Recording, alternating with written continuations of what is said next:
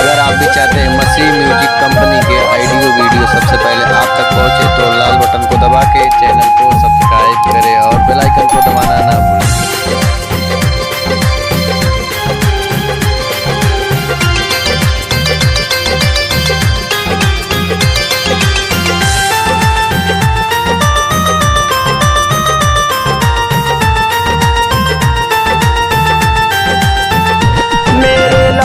पे है यीशु का नाम, उसकी महिमा करो सुबह शाम। मेरे लबों पे है यीशु का नाम, उसकी महिमा करो सुबह शाम।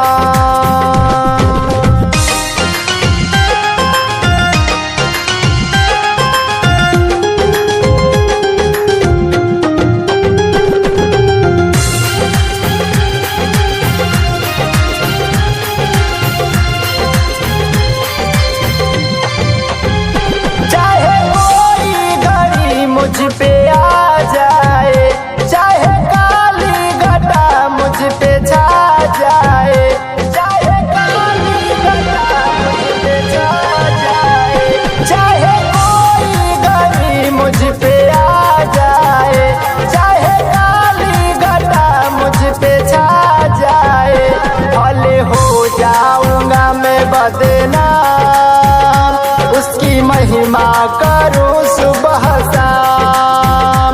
मेरे लबों पे है यीशु का नाम, उसकी महिमा करो सुबह शाम।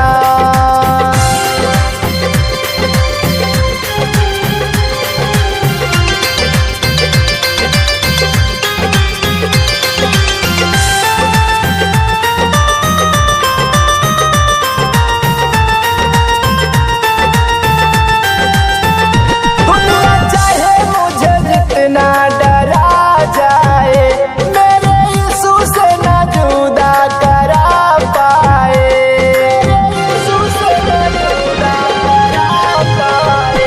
दुनिया चाहे मुझे जितना डरा जाए, मेरे यीशु से न जुदा करा पाए।